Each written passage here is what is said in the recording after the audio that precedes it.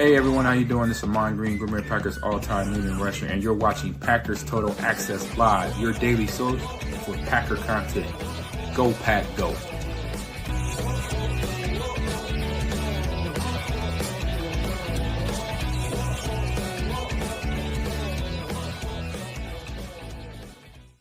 What's up, guys? Welcome into Packers Total Access. My name is Clayton. You can check us out on packernet.com. Find me on Twitter at Packers_access. Joined alongside Tim in Green Bay. We are live on Facebook, YouTube, X, and Rumble. Here to talk some Packers this evening and finish the list that we started last night, man. The 10 biggest questions for the 2025 Green Bay Packers. We're going to hit 6 through 10. We may get into a little bit of Christian Watson chalk talk. We'll see how we're doing on time. Tim, I'm baked like a lobster down here, bub. I spent way too much time out in the sun today, man. How you doing? Doing good, man. We had a little bit of rain up here, and it cooled off finally. So I hate to, throw that in your face, but it's beautiful up here, nice and cool, man. I'm doing just fine right now. Amen to that, man. It's we're looking for a little bit of a break. I think next week get a little bit of rain, but we'll hope it cools it off a touch. But then again, man, it'll be pretty soon. We'll be wishing we have warm weather. So I don't know about you, man. I'm a big fall guy, though. Fall is for me. Sure. Me too, for sure. Yeah. I see everybody in the chat. Appreciate y'all making us part of your evening. If you would, hit that like button on your way in. Feel free to sub to the channel if you're new here. If you are new here, welcome into PTA. This is where we cover Packers pretty much on a daily basis. We do pregame, postgame shows all throughout the year. We do film breakdown. We got you covered with breaking news. We're going to be covering the training camp as well. All that stuff we do pretty much in real time throughout the season. So if you like Packers content, feel free to hit sub. We're not experts. We're not insiders. We don't claim to be. We're just fans just like you here talking Packers on a daily basis. So we're showing low connectivity again, Tim. I know StreamYard has been a mess here lately. Hopefully we don't get kicked off, but we'll do our best to get through this, man. You ready to pick up with this article left off? Yeah, man, this is awesome. Too bad we couldn't get through it last night, but hey, we got Josh Jacobs chalk talk in, so it was worth it, right? Oh, it was a blast, man. That was one of my favorite chalk talks. You know, usually when we do a chalk talk, I'm having to break down passing concepts, different route combinations, keying in on this, that, and the third. With Josh Jacobs, it was just a lot of sit back and enjoy the show. You know what I mean? Yeah. Watch him just break ankles all night. So that was a lot of fun for sure. So, all right, man, here we go. So, again, we're covering the 10 biggest questions before Packers training camp, all right? We went 1 through 5. Just a quick recap from last night. Let's do that real fast. We covered it pretty in-depth. 1, who emerges as the starting corners after the roster overhaul? Number 2 was how quickly can the new look receiving core gel? Number 3 was who claims the number 2 running back spot? Number 4 was what does the tight end rotation look like? Number 5 was can Jordan Morgan unseat Rasheed Walker at left tackle, or is he going to start at right guard? And then, of course, number 6 here, starting off tonight, Tim, how will the new coaching staff impact the team? Player battles get headlines, but coaching changes could have the biggest impact. Second-year defensive coordinator Jeff Hafley, hired from Boston College. He made huge improvements during the 2024 season. New defensive line coach DeMarcus Covington from New England is tasked with improving a pass rush that needs more consistency.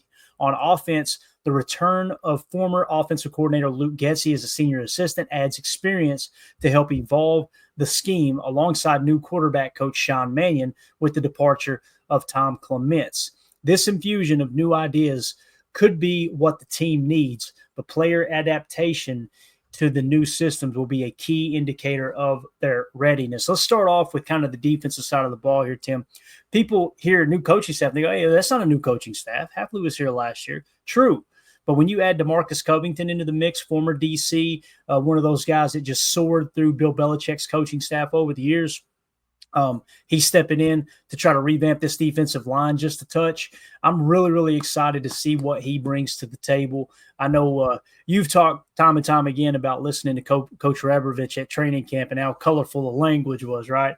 Covington seems like he's coming in with almost like a Matt LaFleur type persona. And isn't it funny that Matt's kind of building his coaching staff in his own image? Like, people look at Jeff Hafley and hear him talk, and they think, man, that sounds very, very similar to Matt LaFleur, a technical kind of guy, as opposed to rah-rah or overly fired up type coach. Feels like DeMarcus Covington is very similar. I know we did a past episode. If you guys want to go hunt it down, you should be able to search DeMarcus Covington on our YouTube channel here, and it'll take you back to it. We just went through his entire background, what position he played. I think he was a 3-star recruit coming out of high school, all those things, and how he got into coaching. It was a real fun episode there. But, Tim, what do you think? DeMarcus Covington, man, because, again, Jeff Hafley's returning his second year with the Green Bay Packers, but I'm telling you, man, the league is cyclical. However, it's a copycat league, and there are going to be so many offenses that have a beat on what Jeff Hafley did last year that you got to kind of revamp the system. I think DeMarcus Covington is going to play a huge role in that.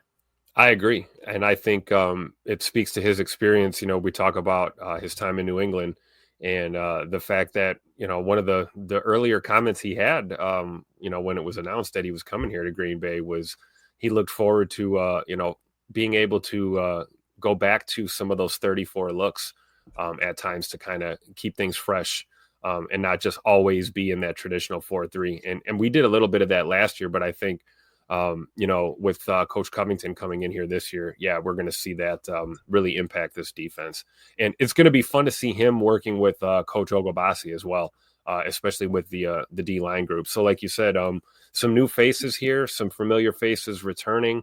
I think it's a good recipe for success because like you said, there's a lot on tape after 1 year in Hafley's system. And I'm sure, the other 31 teams in this league are getting ready to scheme against it. So I think having some fresh perspective and a fresh style there is going to be awesome, really. And just because he's not as loud and colorful as maybe some of the other guys we've had through here doesn't mean he's not an intense dude. And I get that vibe from Hafley too. Hafley's a really well-spoken guy, not all fire and brimstone, but you can tell he's serious and he's intense. And I think these guys are all going to click well on Matt's staff this year for sure. Yeah, definitely. And when you talk about the defensive line, for whatever reason, man, people think this defensive line was horrible last year. And I sent a series of tweets out earlier today, and boy, it was fun getting the reaction. The tweet that I put out, Tim, is the Packers finished the NFL season 9th in sacks. Rashawn Gary led the team. He led the team with 52 pressures, 25 more than the next Packer closest to him on the defensive line there. The Packers finished second in run defense. Rashawn Gary led the defensive line in run stops. Here are a handful of those plays. We're going to be doing a Rashawn Gary chalk talk coming up very, very soon. But that really was just kind of a, hey, man, look, this defensive line, if the defensive line was so bad, how do we finish in the top 2 in run defense? How do we finish 9th in sacks? And if Gary was so bad, how come he led the team in both of those categories? You know what I mean? So it kind of got a little bit colorful. Someone responded. They've since deleted the tweets, or I would repeat exactly what he said. I think one of the tweets stayed up. He said 52 pressures, but only 7.5 sacks. He needs to get home for what he's paid. He needs to have double that sack total. And this is what I said back. I said, how freely people express their ignorance is mind-boggling. Ever since Matt LaFleur arrived, his defense, under 3 different defensive coordinators, have had a heavy defensive line rotation. Gary was healthy all year and played only 58.4% of the defensive snaps. If he had the same amount of pass rushes as TJ Watt, he finishes with 11 sacks, the same as Watt, while recording 60 run stops, which is 8 more than what TJ Watt would have had at the same amount of snap count. Watt finished with a 9.3% pressure rate, while Gary had a 13.4% pressure rate. Then I went on and said, if Gary had the same amount of snaps as Max Crosby, Gary finishes with 1 more sack and 12 more run stops than Crosby. Crosby finished with a 12.3 pressure rate, while Gary finished with a 13.4. And I just said the Gary hate is just weird at this point. And then, of course, he tweeted back. I hit him back. He said that the reason that Gary didn't have so many snaps had nothing to do with the rotation. It's because he was tapping out. I'm like, cool, man. Give me some timestamps. Show me some timestamps where Rashawn Gary tapped out. And lo and behold, he deleted the tweet and disappeared. Funny how that works. And I say that because DeMarcus Covington is stepping into the defensive line room where you already have a top 10 unit. I know people that's mind-boggling to people because you go on Twitter and they paint this picture like the defensive line was just horrible.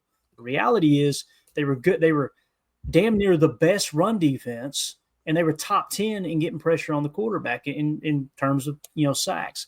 So with that being said, two things I come away with here, Tim. The defensive line isn't as bad as people like to pretend it is, but also Matt LaFleur, he is not becoming complacent. He looked up and said, you know what? If we can get this unit a little bit better, imagine how much better the defense is going to be. I love that he's not resting on his laurels and going out and hiring somebody like DeMarcus Covington. Man, I'm fired up for sure. So yeah, and this is what Matt looked like when he made the decision, right? He was fired up. He said, "Let's go." Yeah, I love it. And you're right. You can't get complacent, especially at this point in his head coaching career, right?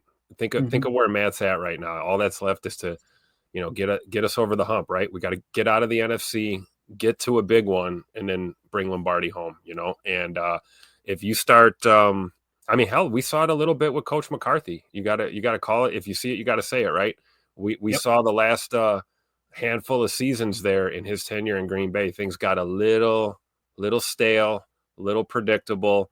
And, it caused some problems towards the end. And it was kind of, we don't have to rehash that, but it was kind of ugly how things had to end there with Coach McCarthy. So I think Matt LaFleur is well aware of that, and that can happen in the NFL. Guys can get comfy, but we all know the truth, not for long. That's what this league is all about. So I think Matt is not going to get complacent. And if it means having to move chess pieces every other season or every couple of seasons to keep fresh perspective on your staff is a growing, evolving thing all the time.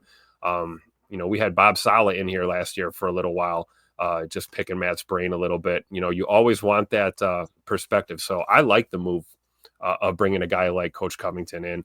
And, who knows, maybe that D-line group's in the top 5 this year. Maybe we get out of the top 10 conversation, start knocking on the door of that top 5. And if that happens, if we're that good in the trenches, our defense is going to be tough to score points on. It really is. Yeah. Coach Lynn says this might be the best coaching staff Matt LaFleur has had in Green Bay. I think on the surface it looks that way, Coach. It does. And the reason I say this is because he inherited a partial coaching staff, right, when he took the job. And then he works his way out of that and tries to find a replacement in every regard, in terms of going from Mike Pettin to Joe Barry. And although Joe Barry made the defense better, it did, down the end kind of trickle apart. Now, I will point out the fact that the safety room was Jonathan Owens and Darnell Savage as opposed to Xavier McKinney and Evan Williams. That seems like a good time to once again say, thank you, Goody. Yeah, exactly. Here, you guys ain't going to fix the coaching staff. I'll do it for you with players. How about that? So, no, but some of the other hires here, Tim, is Luke Getsy on offense, a return of former offensive coordinator Luke Getsy as a senior assistant, adds experience to help evolve the scheme. Let's move on to that one. Then we'll get into new quarterback coach Sean Mannion. Luke Getsy, people like to roll their eyes at the Luke Getsy hire because he went to Chicago and they were cheeks. Everybody was cheeks in Chicago. I mean, the whole coaching staff. How many times are you going to turn that coaching staff over down there, right? So when you look at what Luke Getsy brings to the table, if you guys correct me if I'm wrong in the chat, but pretty sure Luke Getsy was a part of this staff when Aaron Rodgers was winning MVPs. So the fact one that of Aaron's favorites too when he was winning MVPs for sure. And the fact that he's now a senior assistant, pretty cool, man. Just get an extra set of eyeballs who's got offensive coordinator experience now, having gone to Chicago and came back. And like I said, worked firsthand with this offense and Aaron Rodgers putting together MVP, MVP type season. So I'm excited about Luke Getsy being back. What do you think, man? Me too. I'm just thinking about it right now. You got Coach LaFleur, you got Steno, and you got Luke Getsy, man. It's the three amigos for sure. And that, combined with some of the other familiar faces that, are returning on this offensive side of the staff, I'm excited. If we have a really good shot this year. We saw it a little bit last year at times, but we never quite put it together. I think we could really see ourselves being a complete football team, offensive, defensive, and special teams, all 3 phases. We talk about it ad nauseum. Players talk about it ad nauseum. Coaches talk about it ad nauseum. But you really do have to be good, at least good in all 3 phases to really compete in this league. And I think we have the potential to be great at least 2 out of the 3, possibly all 3 phases. So I'm excited about Luke Getsy coming back in. It'll be really fun to see. I'm sure it'll help kind of, we'll move on to the Sean Mannion talk. who spent some time last year here with us, and Coach Clements too. So I think that transition with Tom Clements, retiring for the second and final time, I believe this time. I think he's probably playing golf today. Hopefully he's hitting them well. But yeah, I think that at this point of the game, I think the moves that were made to formulate this staff are going to prove to be pretty successful. I think I feel really good about this coaching staff, much like Coach Len mentioned in the chat, for sure. And then, of course, the new quarterback coach, Sean Mannion, he was on staff last year, maybe even the year before. I know at least last year he was on the staff, and he got to work under Tom Clements. And I got to be honest with you, man, Tom Clements, listen, he's the quarterback whisperer, right? He's done a great job with Aaron. He's pretty much with Aaron his entire time in Green Bay, steps away when McCarthy gets let go, and then Aaron requests him back in-house. He works with Jordan for a couple of years. Based off of what Jordan did last year, I think I chalk it up to the injuries with the lack of footwork and all the things. Well, we've seen him. We did the chalk talk and watching him hobble around and try to throw passes all season long.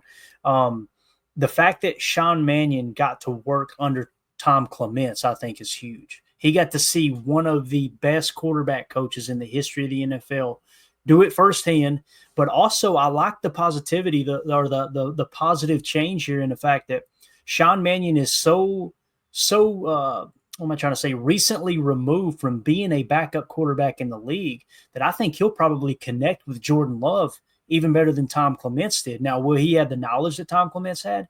That's to be seen, right? So I'm excited about Sean Mannion as well. I think that's a good hire, and I love that it was like on-the-job training behind Tom Clements, Tim.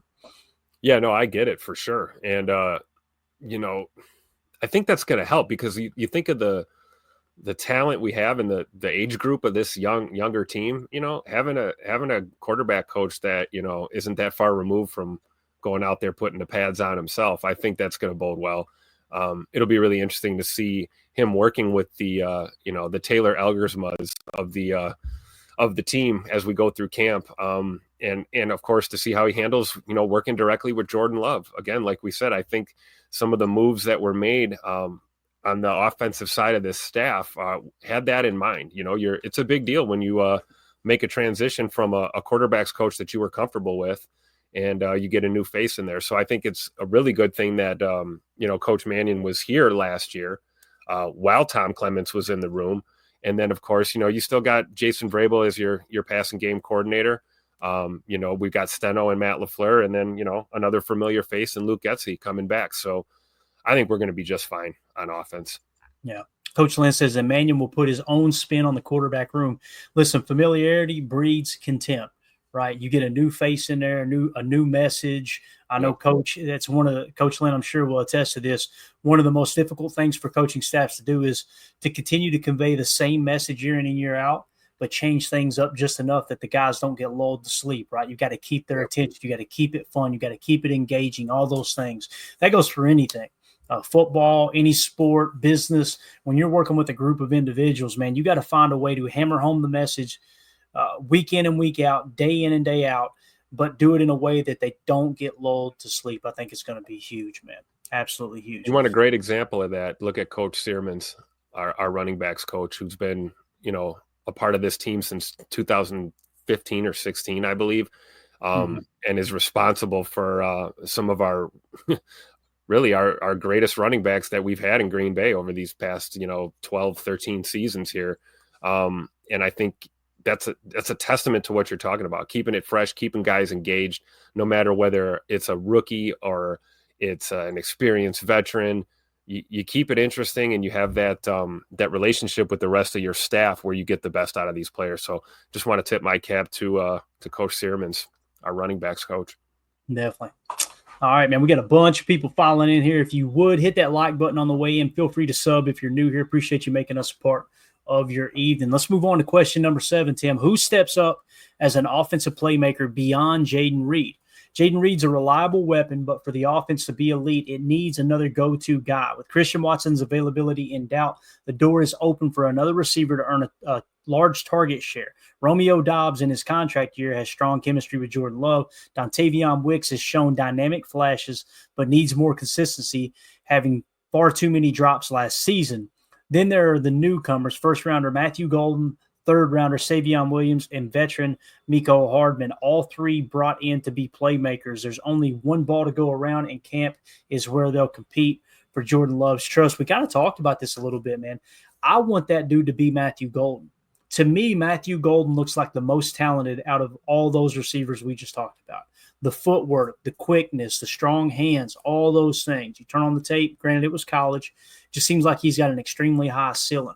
Savion's going to be that physical presence, but I'm not going to BS anybody. The small sample size of mini camp we've already had, it seems like Jordan is really trying to create a chemistry with Miko Hardman. Now, there's definitely a chance that Hardman doesn't make the roster, right? We may look up at the end and when the 53 is chosen, he's cut. That could be the case. But I hope it's Matthew Golden that really steps up with Jaden Reed, because you got Matthew Golden in the Z, Jaden Reed in the F, motioning to and from his side. I think it could be huge with Tucker Kraft underneath, another guy we haven't mentioned as well. You really, Tim, you could go about 4 or 5 different directions with this question, man. What comes to mind for you in terms of who steps up as an offensive playmaker beyond Jaden Reed? I think it's fair to focus a little bit more on our receiving room, obviously, because there's like 200 guys in there right now. So it's kind of a pretty big list to pick from.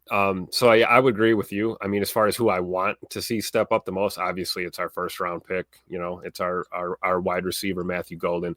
And he's really kind of coming into a scenario where all he's got to do is, you know, work his ass off and everything should work out, right? I mean, you're going to get the reps. He's going to get the looks. We talked a little bit last night about, are they going to maybe hesitate to put too much on his plate too soon and allow him to kind of get his legs under him as an NFL level receiver? I think there's some truth to that, but I also think he could be one of those guys, kind of like what we saw last year on the defensive side of the ball with Edge Coop, where we didn't see a lot of him. They didn't give him a lot of action early, and then bam, he was on the field and all hell broke loose, right? So I think, you know, when it comes to Matthew Golden on the offensive side of the ball, it could be something similar. Hopefully he's got a great preseason under him as we head into week 1. And I think he could step up.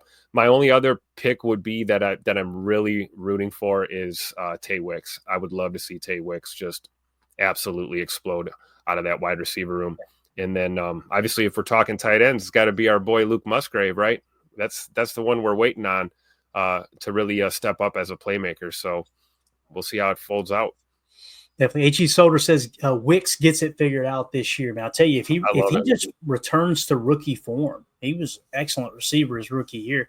You look at that PFF grade, I think he graded out in the 70s, and it's like, man, that doesn't happen very often, right? Yeah. And again, Wicks had a down year. He had some drops. I know, you know, we've talked about it over and over and over again. When you look at the PFF grades, man, 65.1, it's not like he was a horrible receiver last year. You know, in terms of PFF grade, again, it's not everything. And in this case, it's blimping Dontavion up a little bit, showing him as the 73rd best wide receiver. Guys, that's a legit number 3 receiver.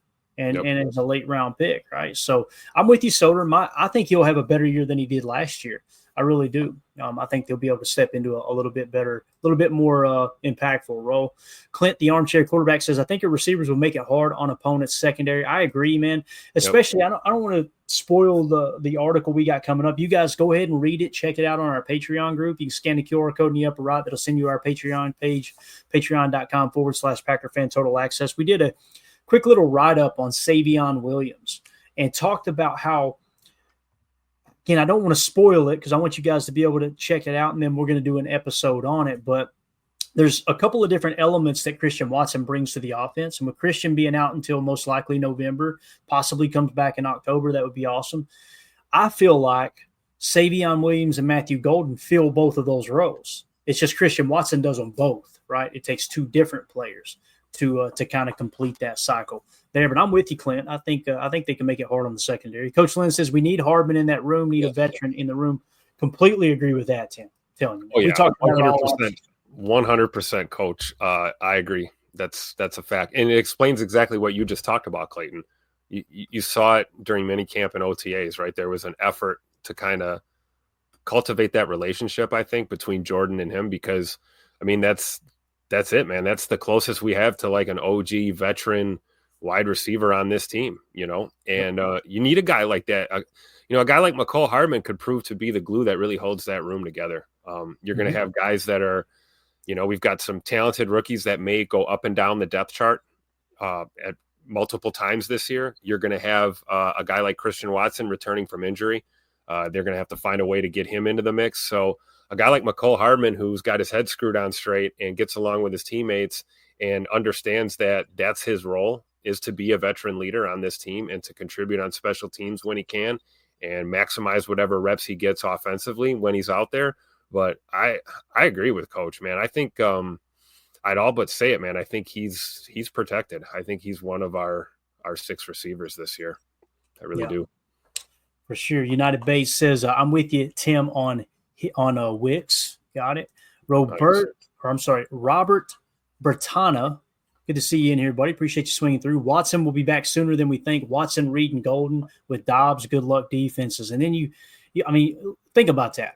Watson, Reed, and Golden. You could put Watson in the X. You can put him in the Z. You can do the same thing with Golden. Mix and match those two. Reed in the F. Hell, they could all play the F once Golden gets a grab of the offense and is able to pick up the choice routes out of that F for sure. Dobbs, same thing, man. Put him in the boundary X. Let him work in the phone booth and just cook people on intermediate routes with the great hands that he's got. I'm with you, Robert. I think that's a very good assessment.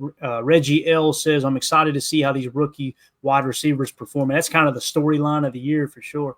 H.E. Solder, if they can get more under center reps in 2025, play action will help the receivers look better. Yes. Yeah, man, I'm telling you, Tim, we were screaming at the TV for that last year.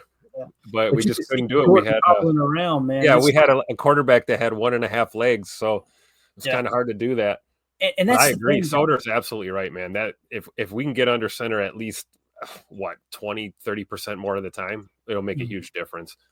And if people, the folks that pretend like the knee injury wasn't that big of a deal for Jordan, they've never had a knee injury before. They've never had, whether it's getting older and having arthritis in the knee or just anything. And it sounds silly. People are rolling their eyes. These are world-class athletes. They get paid millions of dollars. I got you. Calm down. But I want to challenge you to do something. Go out in your yard right now, okay? And 30 times, I want you to squat down, right?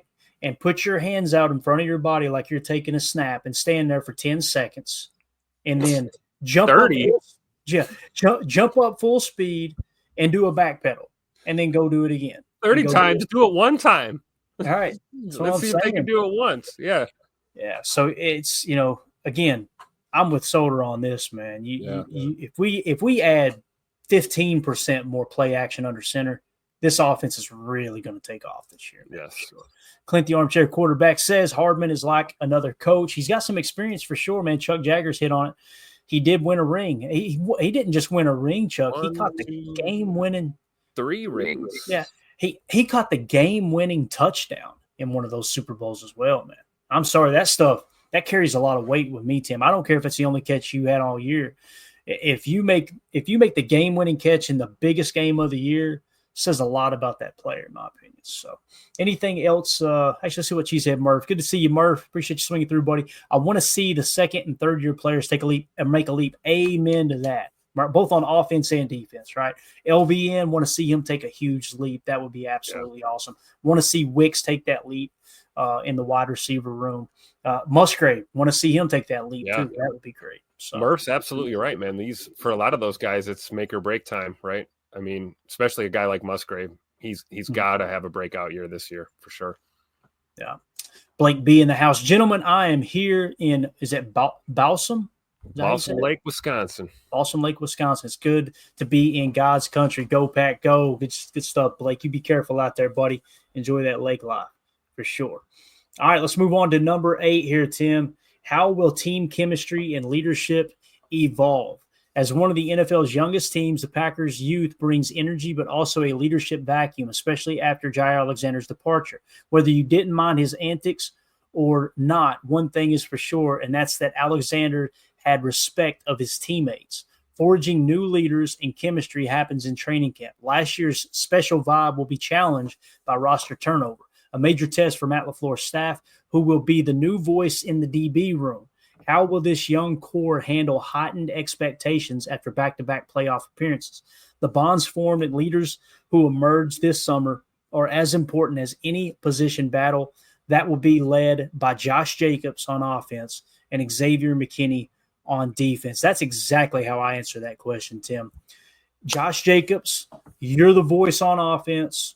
You control that offensive room. Xavier McKinney, that calm, cool, collective. He's got the pelts on the wall from, I think he was tied for the most interceptions in the league. If he didn't, he finished second. I'm telling you, man, when you got current credibility like these two guys have, Josh Jacobs, we did the chalk talk last night. He's a damn dog, dude. Yeah. You're talking about one of the top 5 best running backs in the league. He's got current credibility. That's going to lower the walls from some of these younger players, especially people like Marshawn Lloyd, who Josh Jacobs last year was making Marshawn Lloyd, even though he was injured, ride to practice with him every day to make sure he kept his head in the game. That's a player that's not like this young stud's going to try to take my job in 2 years. That's a player going, hey, let me show you how to be a pro. Follow me, right? Same thing with Xavier McKinney. You've seen Carrington Valentine clinging to him. Evan Williams was in his hip pocket the entire year. To me, that's how those questions are answered here, Tim. Yeah, I agree. And I to the point about Josh Jacobs on offense, that's so true. But I do think that this is going to be a year that we're going to see a change in Jordan Love as a leader, as a quarterback. It's been said multiple times, both on and off the record, that, people in that building were looking at him to be a little bit more of a vocal leader. Jordan is definitely a lead by example guy. He's a laser focused kind of guy. Tends to be a gentle giant, if you will, a little more quiet and humble as a leader. I think having a guy like Josh Jacobs in that room with you on offense and firing those guys up and being the caliber of leader he is, I think that's going to inspire some change in Jordan as he matures as QB1. And of course, coming into this year fully healthy is going to help a lot. So I would look at beyond just Josh Jacobs on the offensive side, I would look at Jordan Love to step up this year.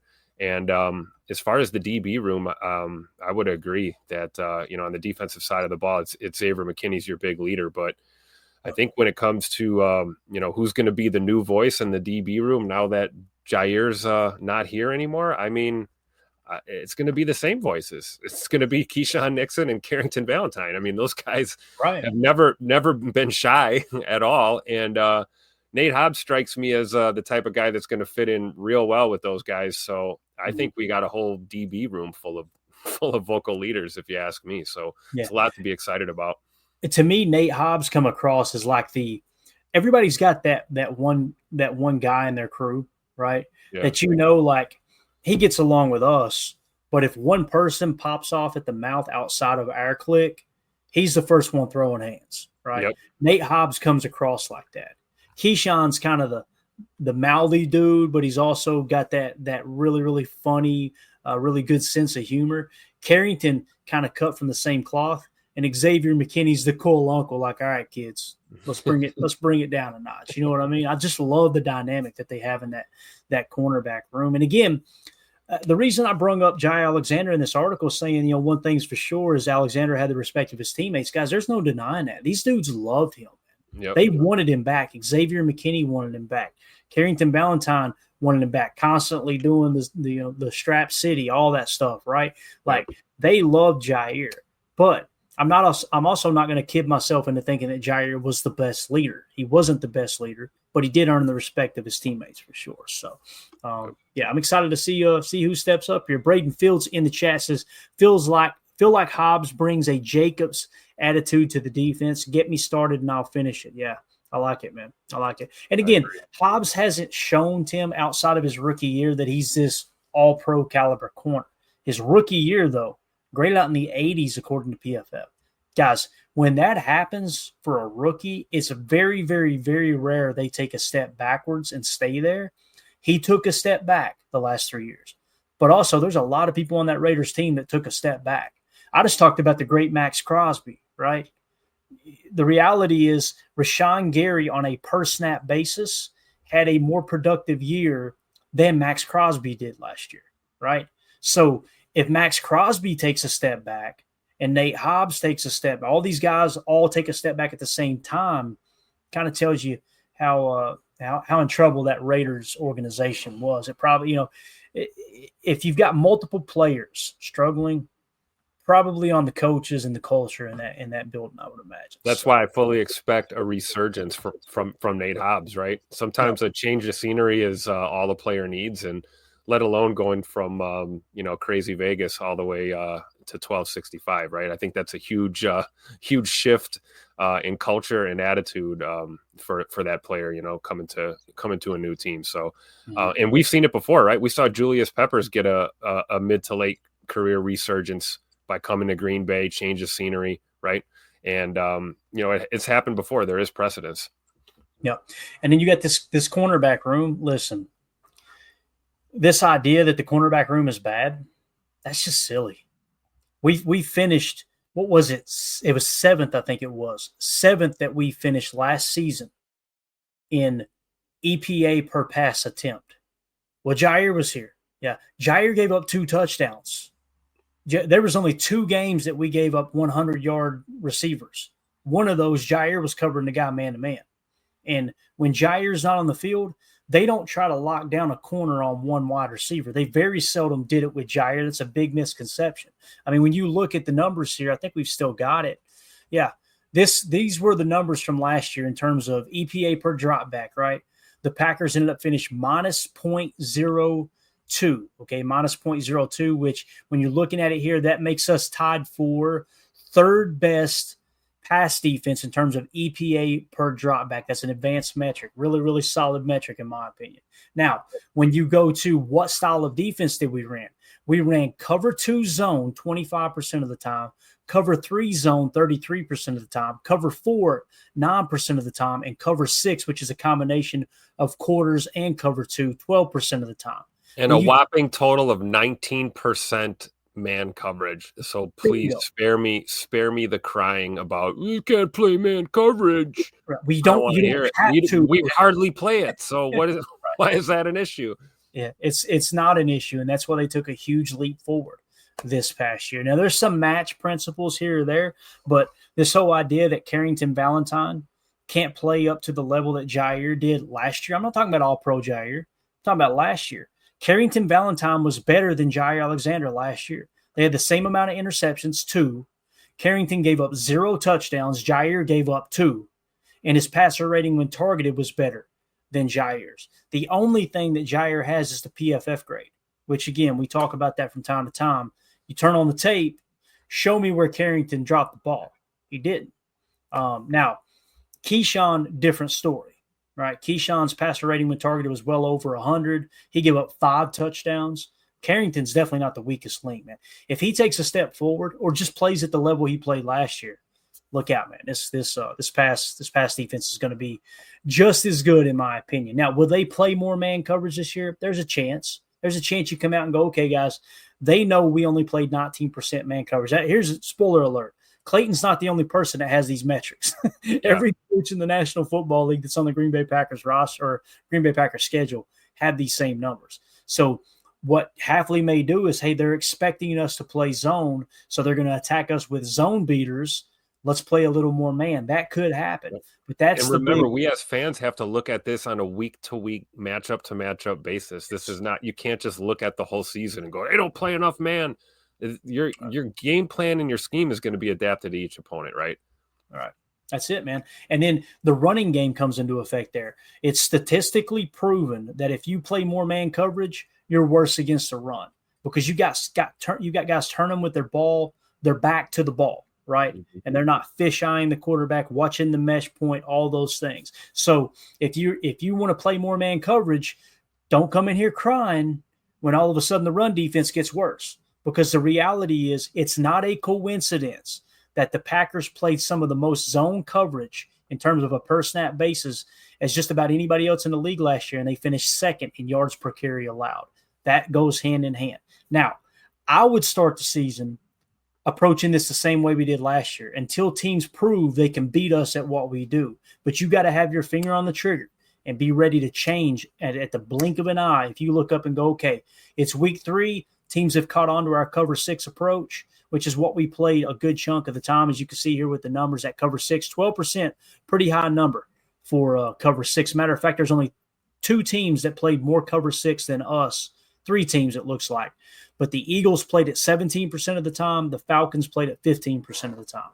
Now, when you look at what we did in terms of cover 3, you had cover 3, some cover 3 match mixed in. But cover 3 is real simple, guys. Middle field closed, playing 3 deep looks with typically 4 to 5 underneath, depending on what kind of scheme you got up front rushing the quarterback. So you got multiple kinds of cover 3. Thank you for going to that, Tim. You got sky, you got buzz, you got cloud, and you got match, okay? With sky, it's real simple. The cornerback is covering deep third. The safety is hitting the curl flat. The linebacker has the hook curl, okay? And these are broken down into half fields, okay? So that's why this may look a little confusing on screen. When you got buzz, the safety buzzes down to the middle of the field to cover the hook curl. The linebacker slides out to cover the curl flat, and the cornerback still has deep third. And then you got cloud, what they call cover 3 cloud. Okay, cloud coverage is the safety gets the deep third, the corner plays the curl flat, much like a Tampa 2 defense, and then the linebacker still has the hook curl. So in 2 of these 3 that are 3 of the most popular cover 3 calls, the linebacker is covering the hook curl, and the cornerback is covering the deep third on the outside. And one of those, of course, being the sky approach, is when the safety covers the curl flat. And then, of course, you got buzz where the safety hits the hook curl. So, and the reason you're going, okay, you're covering the same amount of ground, Clayton, why does it matter? Because you want the quarterback to have to read post-snap. That's how you truly, truly gain the advantage against a less than stellar quarterback. The great quarterbacks, they'll read it post-snap. You guys know what we say. The 4 most important attributes for a quarterback in the National Football League, right? It's quick release, accuracy, pre-snap read, post-snap read. Those are the 4. Notice I didn't say throwing power. Throwing power is great. When you got the arm talent, that's awesome. You can make every throw on the field, wonderful. You got more weapons in the bag, right? But I'm telling you, man, being able to read pre-snap and then being able to read post-snap is huge, because what these teams are doing is they're not showing you, they're not tipping their hand pre-snap so that quarterbacks can gain that extra information before the ball snap. And when that happens, you got to be able to read the play post-snap.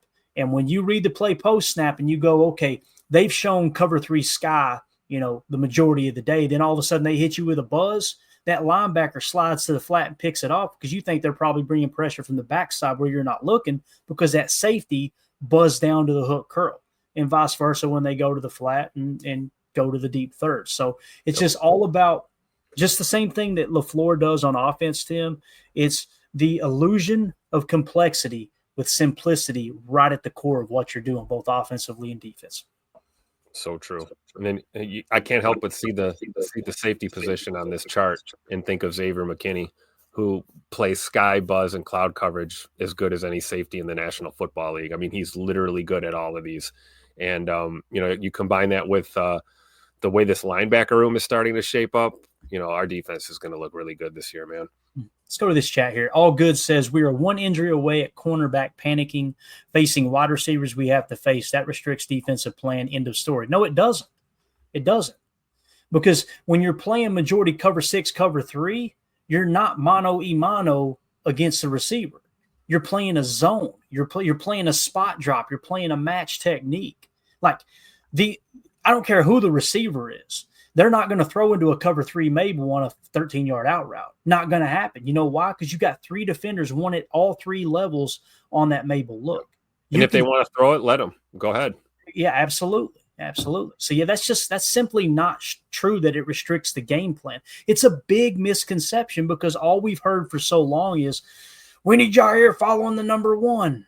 I'm telling you, you get Jair or whoever the cornerback 1 is following the number 1, then you got to play man coverage, because all it takes is them seeing on tape the week before of them putting that cornerback on their number 1 receiver. And they, oh, really? We're going to have absolute chaos with pre-snap motion and have these guys so damn confused, their head's going to spin. That's why. Go back and watch the NFC Championship against Tampa Bay. You see exactly what that dumpster fire approach looks like. Yeah, and again, I go back to Philly last year when they had Jair. Hey, Jair, go stop A.J. Brown. And A.J. Brown ate his damn lunch all day long. So same thing. All right, moving on to number 9. What will the defensive identity be under Jeff Hafley in year 2? It kind of goes hand in hand with what we're talking about here, Tim. Second-year defensive coordinator Jeff Hafley will be looking to stay ahead of opposing offensive play callers after fielding a top 10 defense in 2024. The biggest question is what this new identity will look like on the field. Will the scheme rely on complex blitzes, or will they just trust the front four under new coach DeMarcus Covington? How will the young secondary with free agent addition Nate Hobbs adapt to the demanding system? Training camp offers the first glimpse, and the speed at which players grasp the new concepts will be a critical storyline. They're not going to let that info out of 1265. I promise you that, Tim. They're going to get the fans in there. You guys are going to be in there watching practice, Tim, and they are not going to show their good stuff. It's not going to happen, right? No. You know how that goes. So Absolutely. anything you want to add to that? That kind of goes hand in hand with what we were just talking about, but I like that it specified a little extra layer there. So I love it. And I think, what's the identity going to be? I don't know. A 4-3 34 jam hybrid Tampa 2. Like, I don't know. What do you throw it all on the table? Yeah, what do we call it? And like you said, with every good, zone defense, you have, mirror match principles and, the if and then scenarios we talk about, right? A blade of grass has never caught a touchdown in the NFL. If you see a guy run across your face, you better go pick him up. We understand that, right? So I think that's kind of the brilliance of it all. It's like you can't really put your finger on it. You can't really put your identity on that. You look at Detroit's defense these last couple of years, it's pretty easy to see what their identity is, right? Smack you in your face, man to man all the time. Their approach. I think with Hafley, it's a week to week thing. It's not necessarily about falling in love with your scheme or one scheme. It's about constantly adapting and being able to have different looks and keep your opponent guessing. So I'm excited, man. All good says, love you guys, but do not agree. Defensive played restricted by the cornerbacks. Hey, man, we can agree to disagree, Buck. Love you too. As weird as that sounds here. We've never met, but I love you too. But yeah, we can agree to disagree for sure. I'm not one for the stats. I'm not one. I could give a rat's ass how many sacks somebody has. I could care less about, whether the cornerbacks were restricted. The reality is we were a top 10 defense. We were a top 10 scoring defense. We were a top 3 run defense, top 2 run defense, and we finished somewhere around 7th or 8th in pass defense. That's what wins ball games. Oh, by the way, we were top 5 in takeaways as well. Turnover differential, controlling the explosives, all that stuff. That's why I don't get caught up in the whole, well, if Gary doesn't have 13 sacks, then this is a bad year. Okay.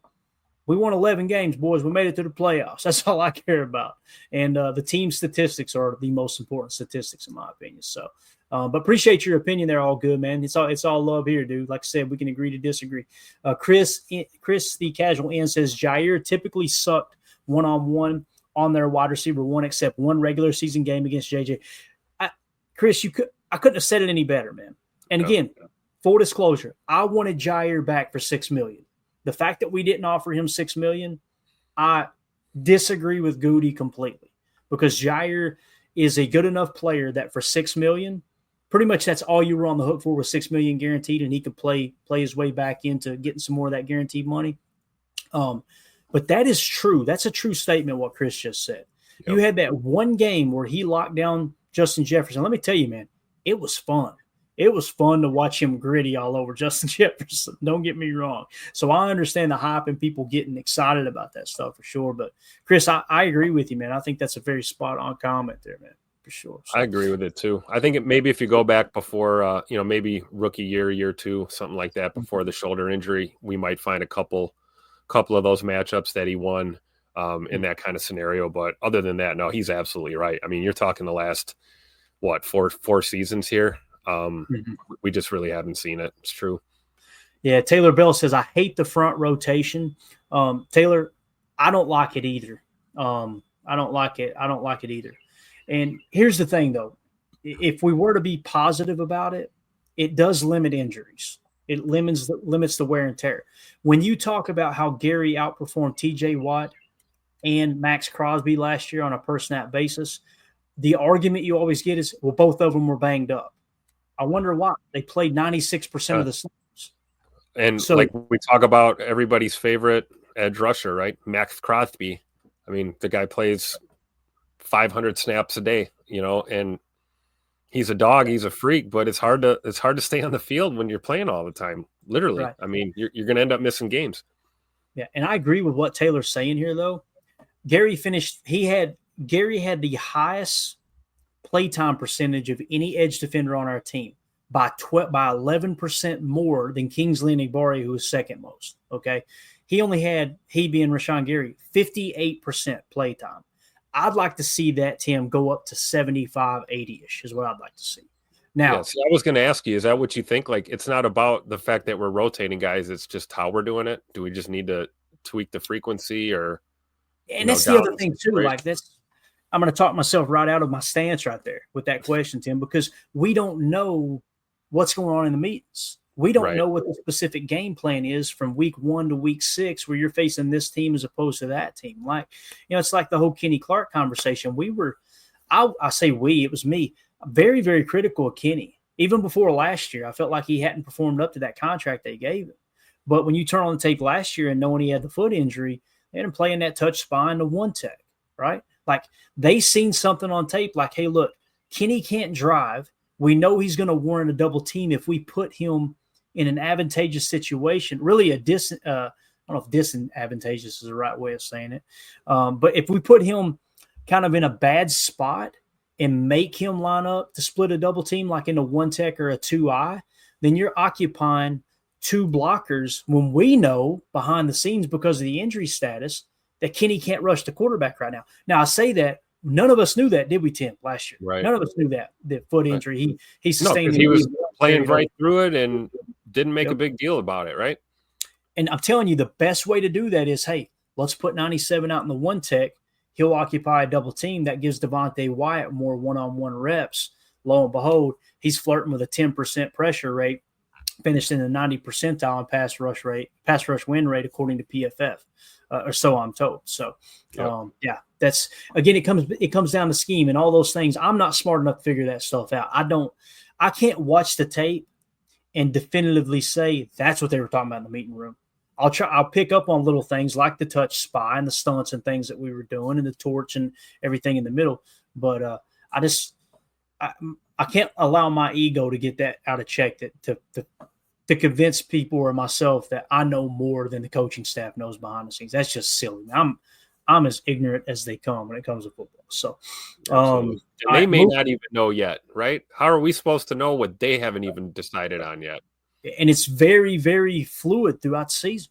You know, like what's working now may not work later.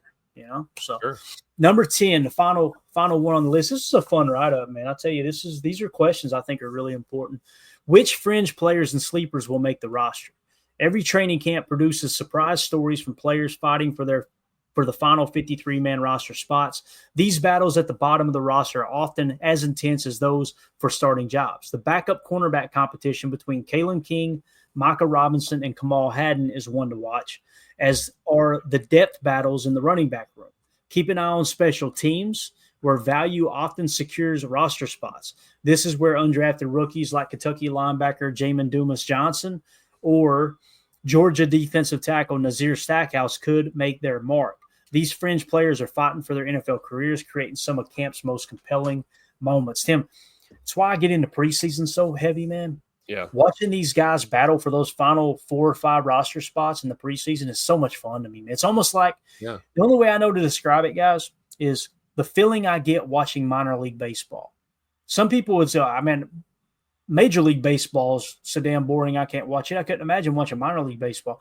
Minor league's way more entertaining. It is, because these guys they're making nothing unless you're a golden. They're playing for their lives, man. Unless you're a golden bonus baby, first round pick and got you a nice little signing bonus, and they just sent you to the minors to kind of, hey, let's get you on par, ready to go to the Major League Baseball. But man, watching those guys claw for their career is awesome. It's the same thing with college football. And what I love about college football right now, and I know many fans hate it, the NIL era, to me, it just took college football and it made it a minor league system. Our Fighting Irish are doing just fine in the NIL era, aren't they? They are. And people were like, the Irish will struggle because they've got all these standards and they won't pay money, blah, blah, blah, blah. I'm telling you, Marcus Freeman, man. Marcus Freeman's a real deal. That's a lot of fun watching him coach. But, yeah, and, shout out to Jagasol breaking his arm, I think it was. He broke his arm on the UTV. Anyway, I thought it was in leg or knee or something. We're trying to talk Packers, and you and I are going to go into a Notre Dame rant. So, anyway, but, in terms of these battles, Tim, the Kalen King, Micah Robinson, Kamal Hadden battle, I'm really excited because that's going to determine which one's going to be that dime back, right? I mean, when you think about it, you've got, and no particular order, but these guys are making the roster. Carrington Valentine, Keyshawn Nixon, Nate Hobbs, Javon Bullard as a backup slot. Okay, so let's take Javon Bullard and go, okay, let's just count him as a safety. So you got three. Let's put him in the safety room where he belongs. Two of these three guys are going to make the roster. My bet is on Kalen King and Micah Robinson with Kamal Hadden going to the practice squad. How do you see that one, Tim? That would be, not to be boring, but I agree. And then I guess the only ones I'd keep an eye on beyond that would be Baldwin or Kazir Brown. But I think you're right. I think it's probably going to be King Robinson, and then Kamal Hadden to the practice squad. I agree. Okay. And then as far as Jamin Dumas-Johnson, it would take him just absolutely going ape crap in camp and preseason. I see him as practice squad as best. And then with Georgia defensive tackle Nazir Stackhouse along with Warren Brinson, I think Warren Brinson gets the edge because he's a draft pick.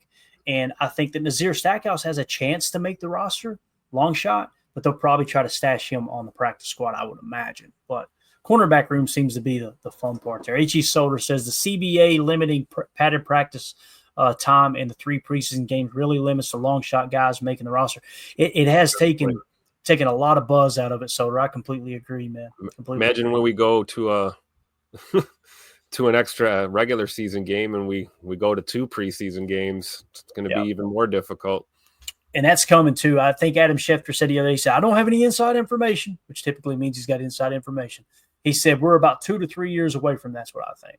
So I believe it. I welcome it. As long as you don't get more than 20, I'm okay with it. You get more than 20 games and the games aren't going to have as much of an impact, in my opinion. The thing that makes the National Football League so awesome is every single game counts, man. Like it's such a tightrope there. In terms I really feel for the coaches in that scenario almost more than the players, right? Mm-hmm. I mean, you're trying to whittle a roster down to 53 guys and get ready for, what's ultimately going to be, like you said, a 18, 19, 20 game season potentially. Those preseason games are gold for a coaching staff. It's your only chance to get real-time evaluation against live action. It's tough. Yeah, definitely.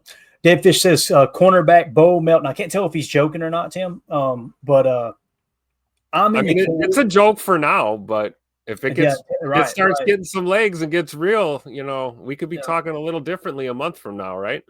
Yeah, and I'm in the camp when it comes to Bo Melton.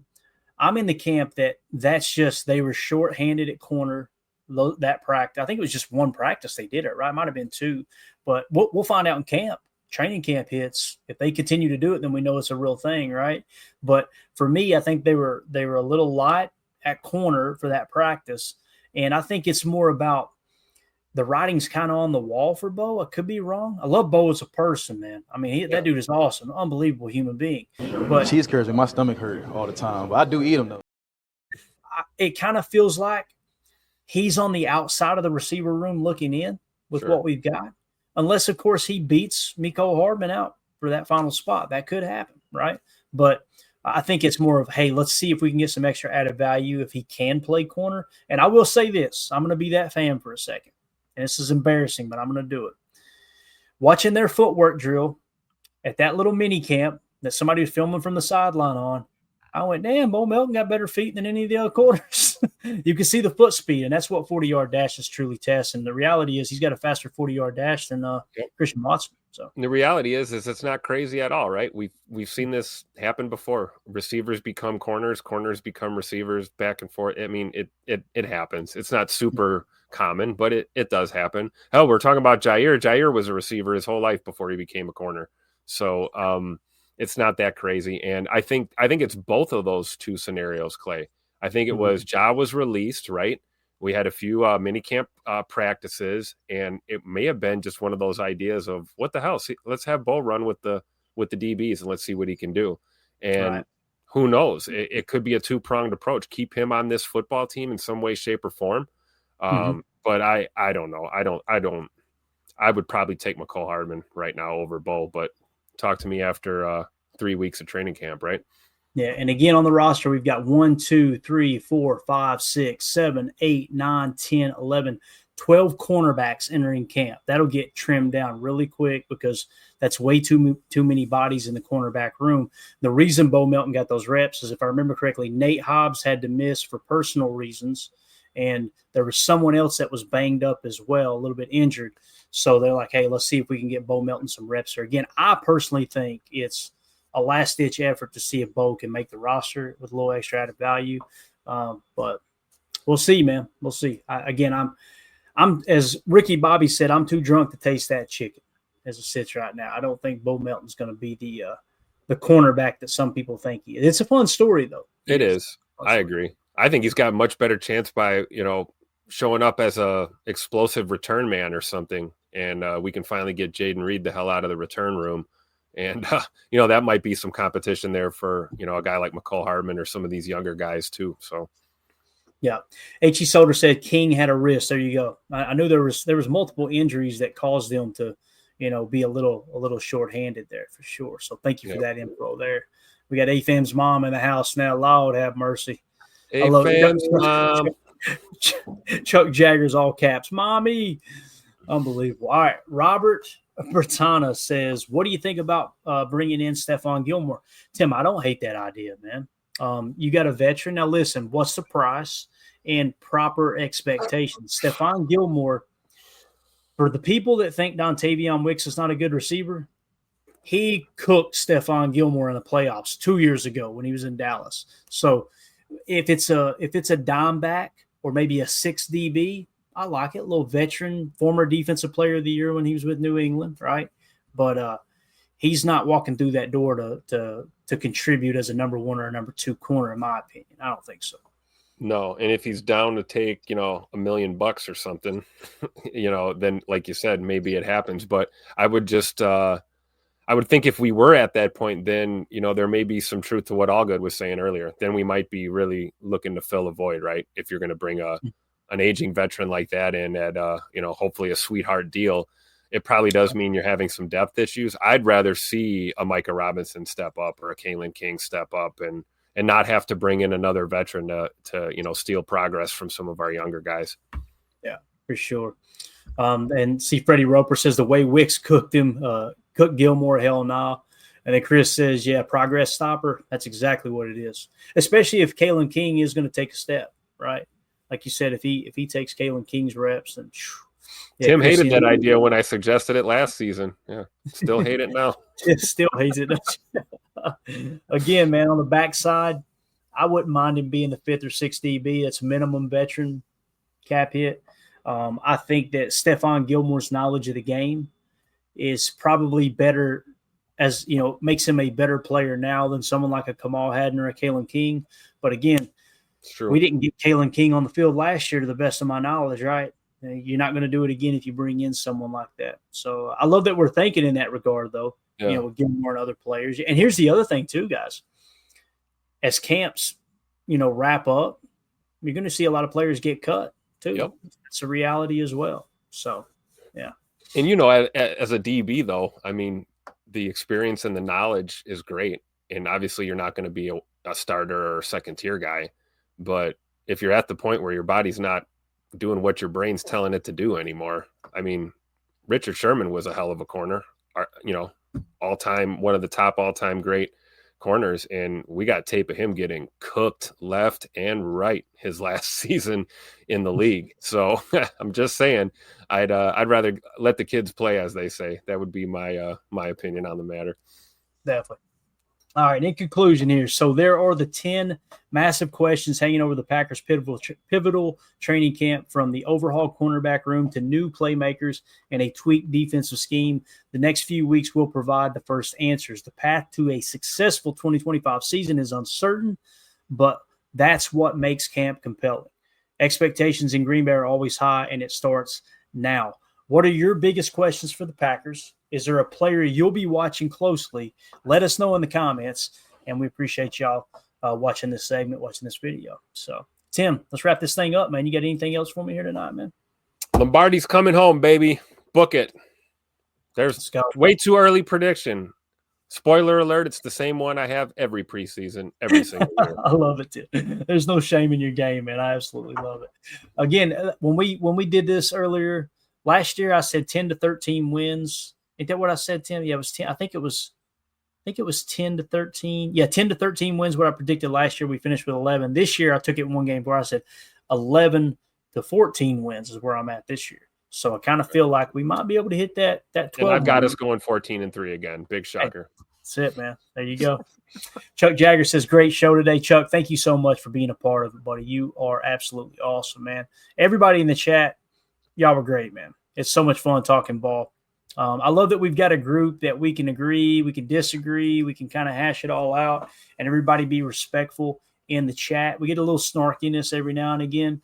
I'm bad about it too. I'm Irish, got to get that out of your system every now and again. But I just love what we've created here as a group, man. It's been an absolute blast. So also keep in mind, we are giving the autographed Dorsey Levens jersey away this coming weekend. Okay, we're going to go ahead and get that list put together, and we'll get ready to give that away in the name of My Autism Connection. So with that being said, guys, we are out of here. We'll see you tomorrow night. PTA Live, 6:30 p.m. Central Time. We'll try to work in the Christian Watson Chalk Talk. Guys, we got Christian Watson Chalk Talk. We got top 5 best Packer players going into 2025, like my top 5 list of here are the 5 players I think are the best players on the roster, if you will. We got a Savion Williams article that's up on Patreon. You guys go check it out, study it. We're going to tie in a Savion Williams Chalk Talk to that episode. We've also got a Rashawn Gary Chalk Talk where I'm telling you, Tim, I had to cut out like 20 plays off that Chalk Talk. If I'd have put all those plays up, we would have finished with 40 plays that were worthy of making Chalk Talk for Rashawn Gary. It was a lot. We'd have had to do 2 different shows on that, right? We could have broke it into 2 separate shows. Definitely. So, all right, man. Let's get out of here, Tim. Thank you for your time. Guys, we'll see you tomorrow night, 6:30 p.m. Central. Again, hit that like button. Subscribe if you're new here. Feel free to check out our Patreon group, patreon.com/Packer Fan Total Access. Or if you're not familiar with Patreon, just click that join tab here on YouTube. That'll get you entered into the giveaways. We got some really cool giveaways coming up here. Some autographed Luke Musgrave rookie cards. We got some Josh Jacobs jersey patch cards. It's going to be really, really cool. So appreciate everybody's support. We'll see y'all tomorrow. Everybody have a wonderful evening. Here we go. We're out. Bye, guys.